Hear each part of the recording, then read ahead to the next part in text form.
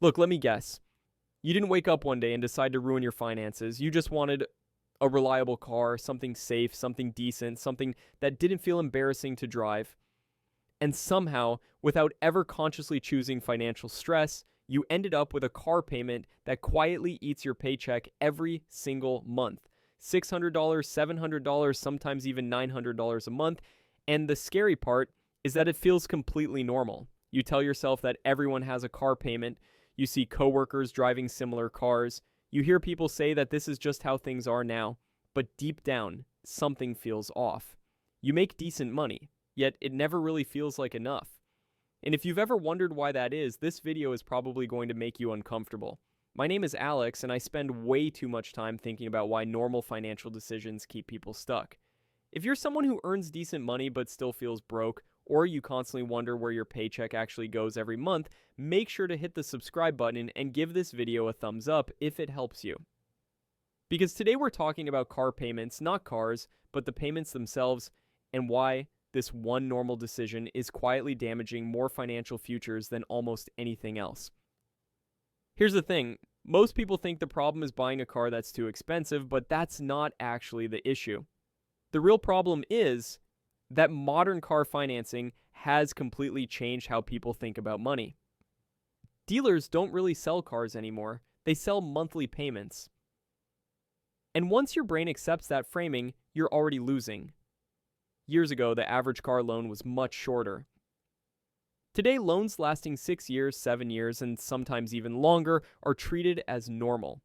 That didn't happen by accident. Stretching the loan makes almost any car feel affordable. A $35,000 car sounds expensive, but a $600 monthly payment sounds manageable, at least at first. Let's do some simple math that almost nobody shows you. If you're paying $750 a month for a car, that's $9,000 a year. Over a 6-year loan, that adds up to $54,000, and that's assuming nothing breaks. You don't roll negative equity into the next car, and you don't upgrade early, which most people eventually do. Now, this is where it gets really interesting.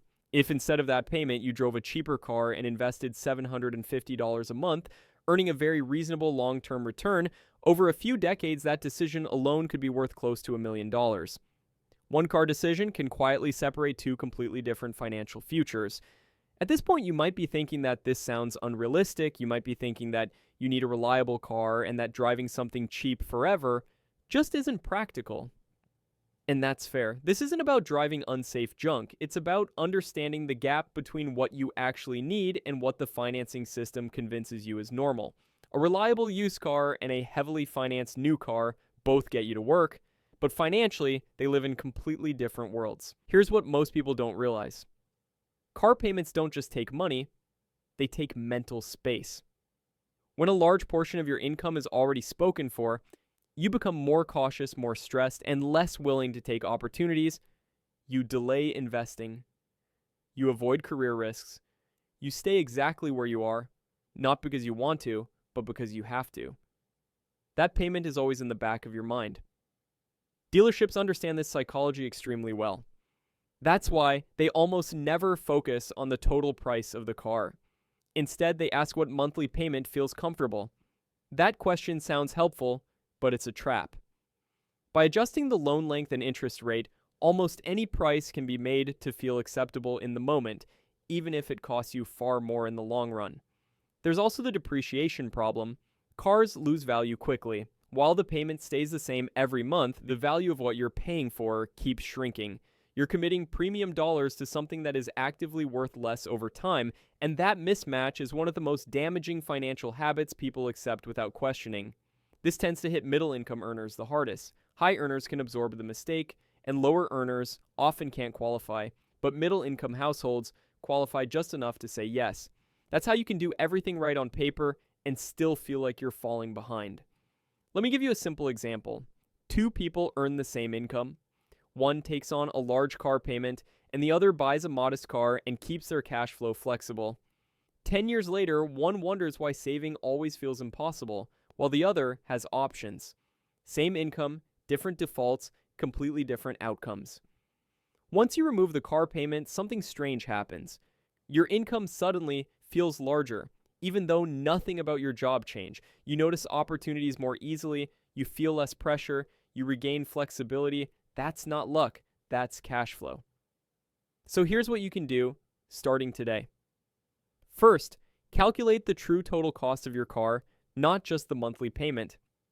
Second, set a realistic cap on how much of your income goes toward vehicles. Third, avoid rolling old debt into new loans, because that's how people stay trapped for years. And finally, delay upgrades whenever possible, because every extra year without a payment compounds in your favor. The goal isn't to never enjoy cars. The goal is to stop letting a depreciating object control your financial future, because the car itself usually isn't the problem. The payment is. If this video made you rethink your car payment even a little bit, that's a win. Subscribe to Alex Invest if you want honest conversations about money without hype or guilt, and if you know someone who says that everyone has a car payment, send them this video. Sometimes one uncomfortable realization changes everything.